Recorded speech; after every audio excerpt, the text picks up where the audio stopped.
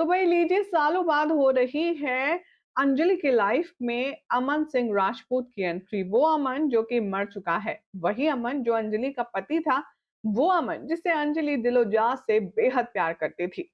अब उस अमन के चले जाने के बाद जिस तरह की जिंदगी अंजलि बेचारी जी रही है, वो काफी ज्यादा दर्दनीय है। लेकिन अब बहुत सालों बाद खबर आई है कि अमन सिंह राजपूत मरा नहीं, जिंदा है। और आखिर वो इतने दिन कहाँ था? अचानक कैसे अंजलि से मिलने के लिए आ रहा है, सब कुछ बताएंगे आपको आज के इस खास रिपोर्ट में। सबसे पहले चैनल पर नए हैं तो सब्सक्राइब कर लीजिए, नोटिफिकेशन बेल दबाएं और इस वीडियो को लाइक और शेयर करना बिल्कुल भी ना भूलें। TV serial advocate Anjali Awasthi उर्फ आरती अंजलि अवस्थी के लेटेस्ट ट्रैक में चल रही है एक खास बातचीत, जहां पर रमेश नाम के एक लॉयर आए हैं अंजलि की जिंदगी में।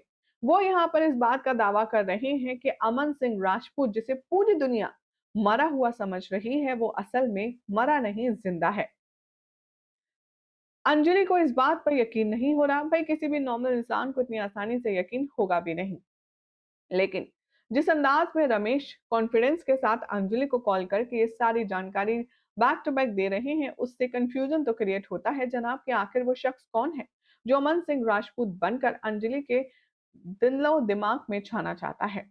आने वाले ट्रैक में आप देखेंगे कि रमेश कॉल करने वाले हैं अंजलि को और पूछेंगे कि तुम कहाँ हो। अंजलि कहती है मैं घर पर हूँ, बताइए।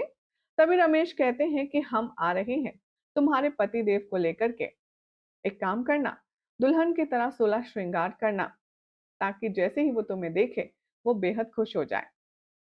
अंजलि कहती है ऐसा कुछ भी नहीं होगा। देखिए, मैं यकीन नहीं कर पा रही हूँ कि आप जो कह रही हैं वो पॉसिबल है और वो सच है, इसीलिए मैं ऐसा कुछ भी नहीं करूंगी।